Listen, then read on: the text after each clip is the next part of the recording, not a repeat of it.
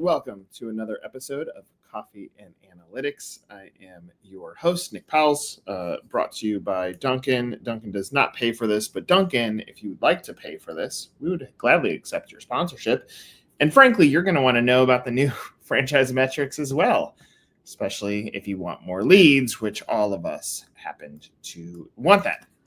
So I have a lot that I'm going to dive in today. As always, for those that are watching live, feel free to use the commenting feature. I will watch for comments or questions, and I can either put them on screen like Thomas. Good morning. Very nice to see you. You can see me. I can't see you.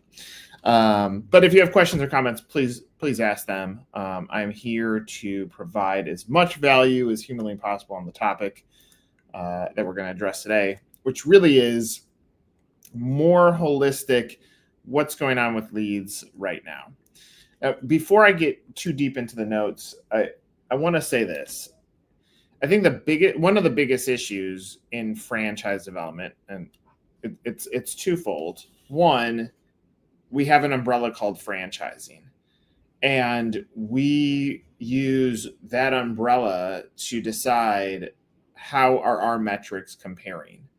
And so we have this like popularity contest battle that we're battling in a world of LinkedIn, where we see leads or deals or celebrations happening with other brands. And so we have this like FOMO and jealousy that creates this added pressure to, if we're not getting leads or perceived deals that other brands are getting, why not? And so now we go towards the blame game. And typically the blame game goes towards something to do with marketing. It could be a website, it could be PR, it could be digital, it could be shows. Like we go to this blame game of blaming everyone. Now, I empathize with franchise development because sometimes what you're selling has more challenges associated with it. And therefore it is not a black and white situation. You are not selling apples to apples. And so a brand that has higher unit performance, lower cost to get in, a clear vision from the leadership where they're front and center, they're posting on social as well, clear validation from the franchisees. Your existing franchisees are scaling, meaning you did everything that you said you were going to do, and it's being impacted by the performance, their performance, and then them adding more units. And so you take all these different things, market availability. Some brands have accelerated growth, and then all these main markets are already sold out. And so the next candidate that comes in can't buy it. And so now you add all these components together and you have this math equation that not every brand is created equal. And so that's part of the challenge that businesses face. I said the biggest issue is this umbrella of franchising, is you're comparing to franchises, not necessarily comparing to franchises that look or act or behave like you. And that creates this sense of anxiety when it comes to lead generation. So the question at hand today, are leads down for other brands in 2025? Are franchisees not buying as much? How do I compete in this crazy franchise world for more deals? And what are these new franchise metrics that I want to relate to? And so that last statement, I want you to focus on what are the metrics that are specific to your brand, and how do we tell the right story there so we feel good about whatever movement's happening, whatever direction the business is going in. All right, so before diving into each part of this complex group of questions, let's really look at the competitive equation, as it will help you understand the depth of the challenge and the depth of the opportunity. So every brand is competing against the franchise brokers. What does that mean? Well, we have buyers out there that are saying, I want to buy X. They want to buy your business. They want to buy a friend's business, whatever it is. All of the franchise brokers, because they're in the business of commissions, they want to get that candidate before they interact with a brand, and they want to move that candidate into their funnel. And then they want to say, hey, candidate X, I'm going to introduce you to business Y. I've used this example as something that I found disgusting in franchising. Thankfully, the end of the story was a happy story, but I'm going to share it again because I think it's important to note, because it shows just what we're competing against. I did a podcast with a franchisee, husband-wife couple. I said, what did you want to buy? They said senior care. We took care of our aging parents. We wanted to be franchisees in senior care. I said, did you use a franchise broker or consultant? They said, yes. I said, what was the positioning from the consultant? And they said that the consultant said they work for free, that the franchisee pays nothing, the franchisor pays everything. And that's how franchising works. Now, is that technically correct? Yes. The check goes from the franchisee to the franchisor, but then that franchisor is really like the way that you budget is you plan for how do I take that franchise fee and use that as my cost of acquisition. The franchise fee used to be designed as a way to support that franchisee, get them successful, which increases gross revenues, which increases your royalty. Today, it's like, well, we got to get franchisees first, then we'll worry about gross sales later. And so now, so the franchise consultants are like, oh, I know how to sell. I'll say that I coach for free. You do not coach for free. Period. End of story. So that was issue one. Then the candidate said, we did a personality test, and the broker came back and said we should buy two types of brands, a donut brand or a soccer brand. I'm going to leave the brands out. It makes it easier in this scenario. I'm happy to talk about this privately, but publicly I'll leave the brands out. I said, do you understand why? And they said, no. They said that based on our personalities, these are the brands that align to us. I said, maybe. I'm not looking at your personality test, but the donut brand's paying $85,000 commission. The soccer brand's paying $50,000, and the one that you bought pays $25,000. And they look so defeated by this to say like, boy, why did this broker just not tell us how this works? We're very transparent in how real estate sales work. What happens when the broker sales work?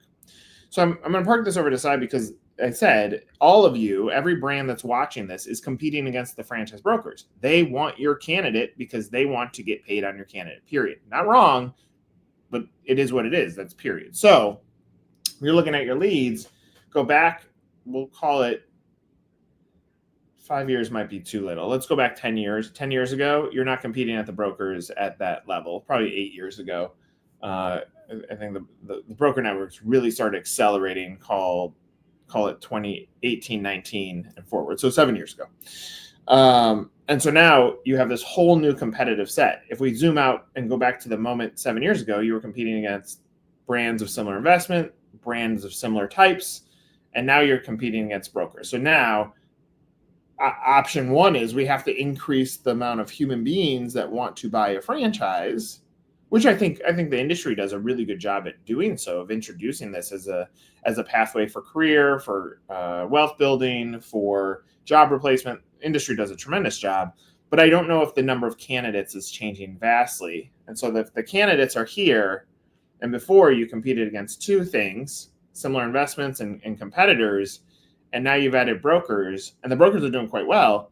Now the same number of leads is now divided in three where it used to be divided in two. So now if you're looking at your own metrics, that could be impacting it, especially if you're not a business that works with the franchise brokers. Franchise brokers are becoming desperate for leads, and we can see this happening because now franchise brokers used to compete against less, and now the competition is eating up, and now all these franchise brokers are spending their own money on digital marketing to get candidates against other brokers. So the franchise brokers are becoming desperate for deals. More brokers are born each day, taking away deals, because let's just say there were 100 brokers in 2017. Now there's 1,000 brokers, and they're all competing against the same ones that you want. And so that's adding this more aggressive competition that exists. Go back 24 months ago, you're not going to see many restaurant brands in the broker ecosystem. Now there are brands populating the inventory in the restaurant space that showcase subpar numbers. What do I mean by this?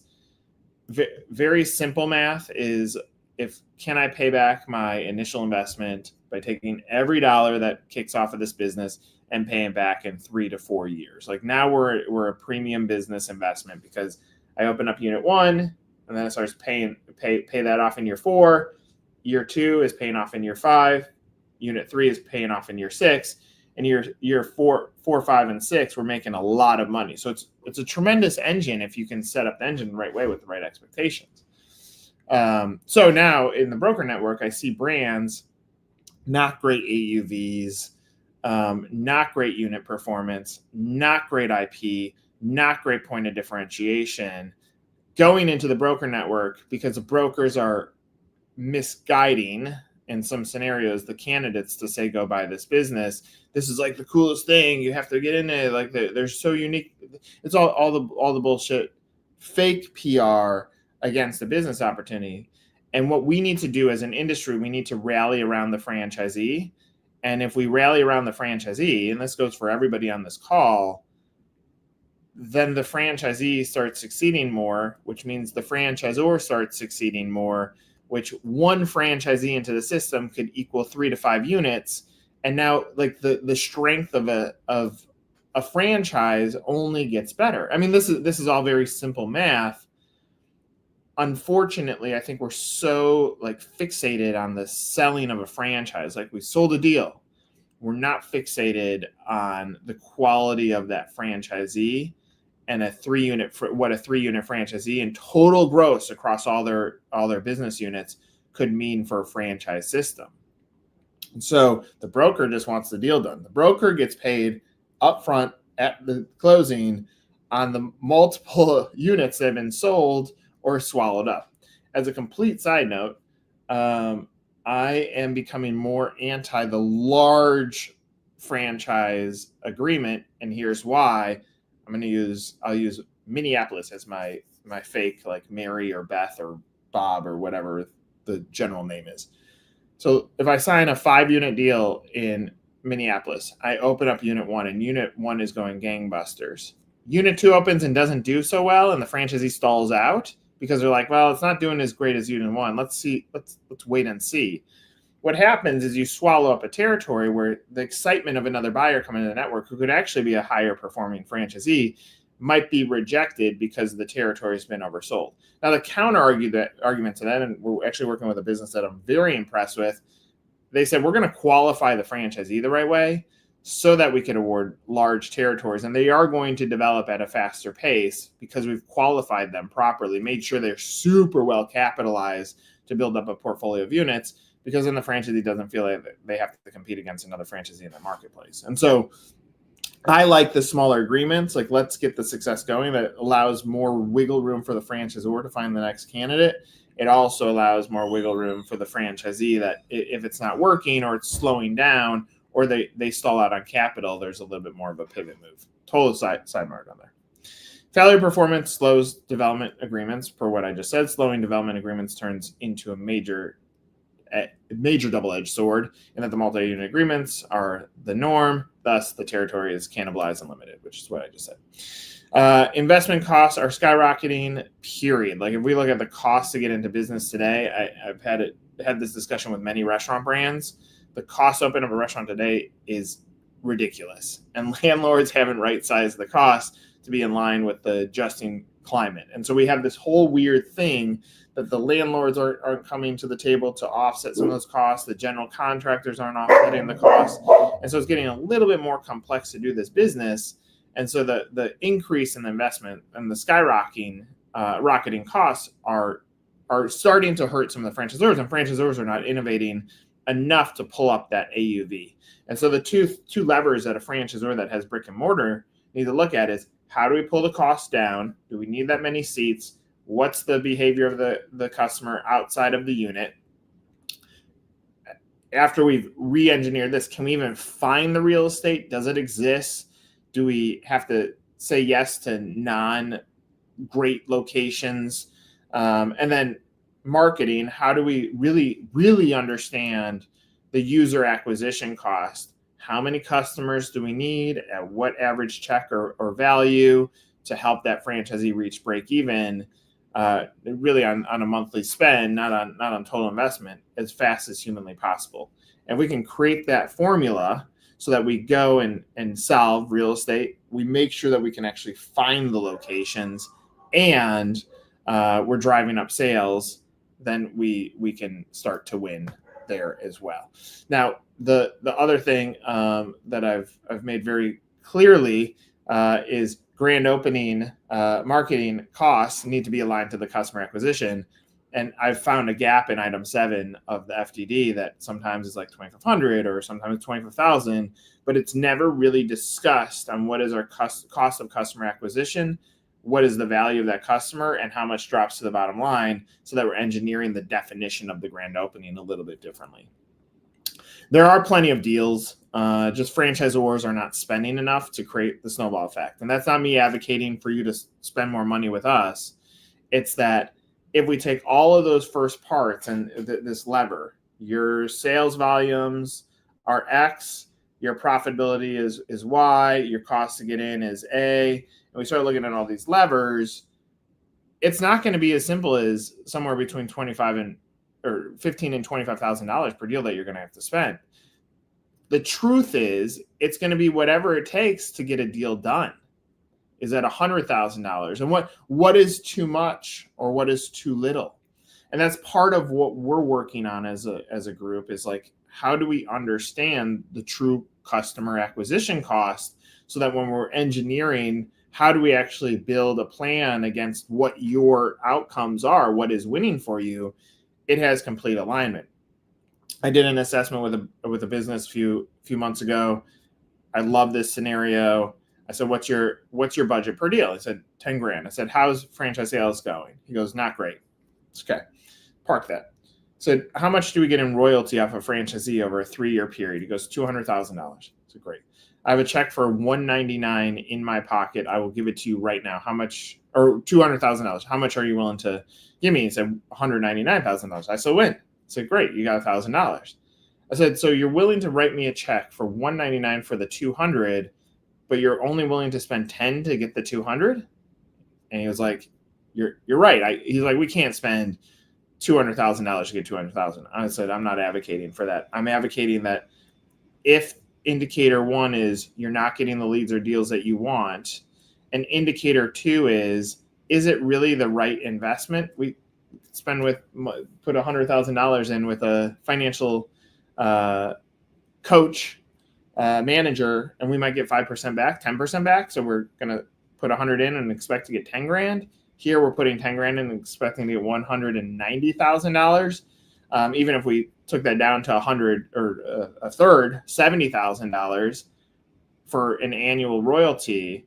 Well, what are we willing to spend to get 70? 25,000? Now we're back in that right metric. And so it's hard because, again, not everything is created equally here.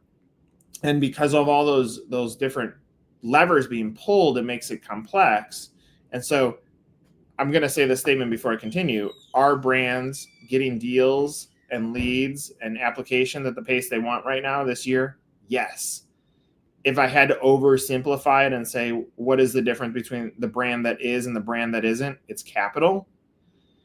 Do I think the brand that can't do it has the capital? I don't. And so now we're playing in the game in some sense of what are the calculated crapshoots, multi-unit conference, restaurant, finance conference, maybe an expo in a market that we're trying to grow in. Those are calculated risks, crapshoots. We know we might not get anything, but we know that people are coming into those rooms looking to buy a franchise, whether it's one person or 1,000 people, they're walking into that room. Do we have enough of a value proposition to convince them that our brand makes sense? Yes or no? That is a question that needs to be answered as a part of this process. So there are plenty of deals, just franchisors aren't spending enough. The brands that are spending right are the ones that will gain momentum that others want. The challenge is, where does the capital come from? What is the proper investment? Is that the franchise fee? Do we start looking at the same way that broker brands are looking at that franchise fee? That's the cost of acquisition of the franchisee. Is that how we start budgeting? That we're willing to spend X with a franchise broker, that we're maybe a little bit less, so that we're working smarter on organic deals. I also would love to see the study of the value of a broker deal versus the value of an organic deal.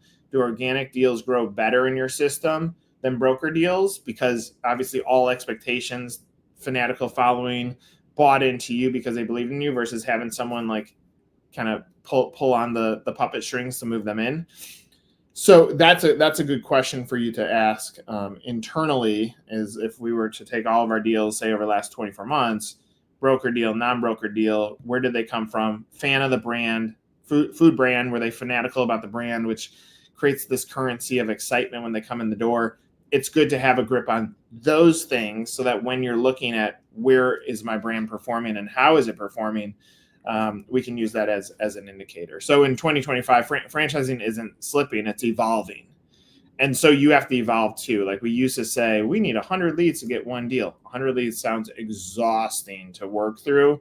I've been doing lead management. I'm talking to these candidates. A lot of them are scared. They don't know which direction to go in. They don't even know where to start. They don't even know what franchising is. 100 of those conversations, exhausting to get a deal done, but it's evolving. Lead volumes may vary by brand and category and investment, but the overall ecosystem remains robust. I can see that in the deals that are being signed. Brand expansion remains real, even with the higher costs that are coming into play. Still, some brands are indeed finding leads more elusive. Many franchise development teams are reporting rising costs per leads across all platforms like Google and Meta and broker networks. And so we think about, I'm going to oversimplify, Google and Meta / LinkedIn ads. LinkedIn, we'll use LinkedIn as the avatar. I can place a message in front of a persona. So you're out in the world, you're a franchise salesperson, you get a message that said, Nick's Hot Dogs is perfect for franchise salespeople. You're going to be like, huh, what is that? And you might click on it. Does that mean you're going to become a lead? No, it goes into the process. Like you start thinking about whether you ever wanted to buy Nick's Hot Dogs. I said it was perfect for franchise salespeople, but now I go into that. That's proactive. Reactive is Google, but Google is going to continue to evolve with AI search. You can see AI search is populating the top of the feed. Then we get into ads. Then we get into links. And so that's shifting in real time. And so are those ads stealing candidates? The easiest pathway, in my opinion, is not like the generalistic terms. I think they're valuable. It's more so the interception of competitor terms to get them into the system so that you could say, invite me to the table alongside you. So it's a shift in mindset on how those are doing. So we're doubling down on some of the same channels. In short, leads haven't dried up, but they've become more expensive and competitive for some, which if you look at the deal value, you can get to a fair number of the budget to invest in. But per everything I just said, it is getting more and more and more competitive. That doesn't mean you can't get the deals done that you want.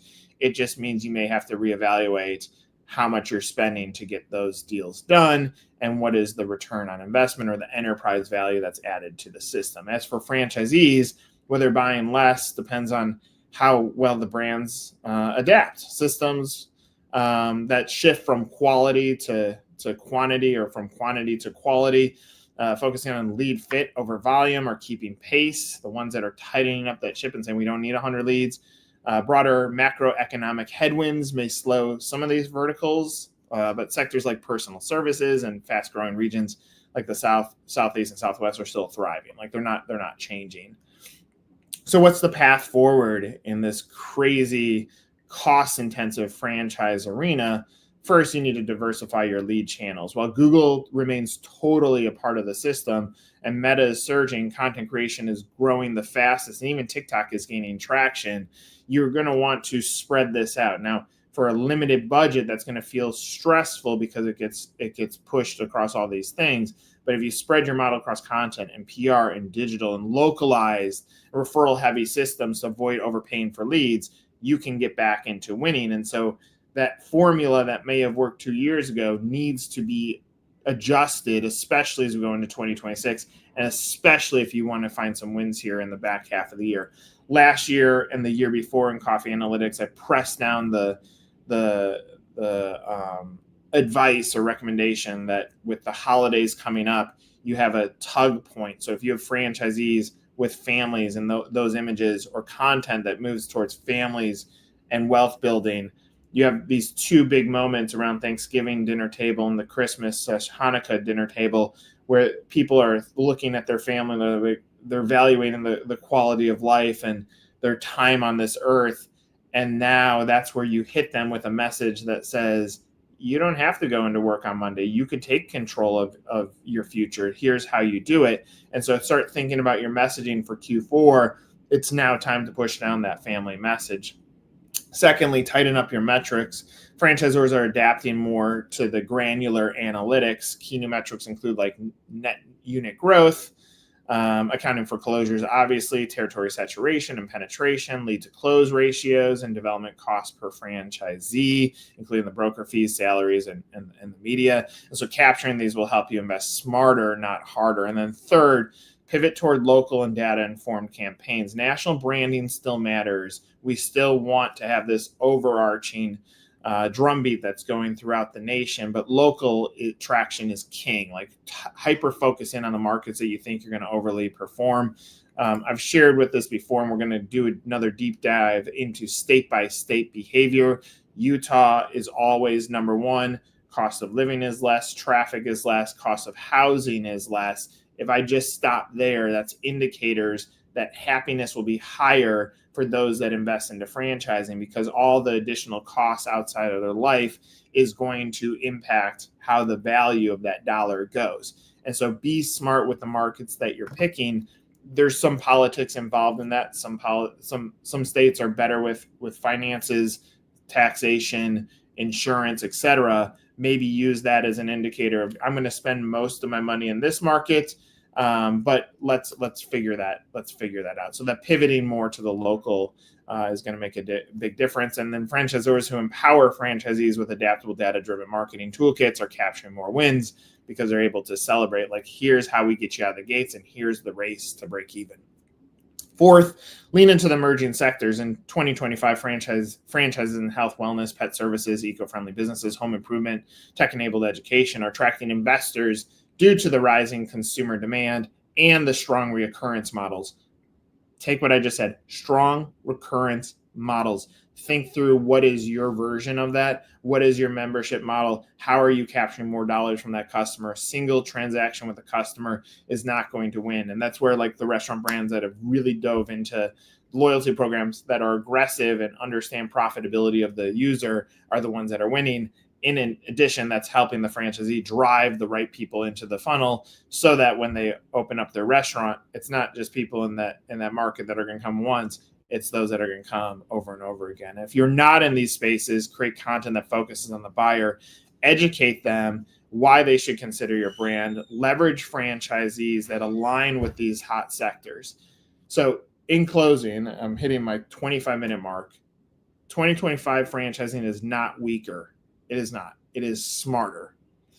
While leads are pricier and the competition is fiercer, brands that diversify acquisition, diversifying how we're going to get our candidates, fans of the brand, brokers, referrals, they master the modern metrics, meaning what is our cost per acquisition, going to level up as our on our application, looking at what is that first touch point with the buyer? Are we introducing them to someone that's going to excite them to really champion the vision of the business? We localize and then scale effectively, meaning let's get that spend in the right markets. Let's champion around the franchisees that are performing so that we can win, and lean into high demand niches that can stand out. It's less about chasing volume and more about sharpening your edge.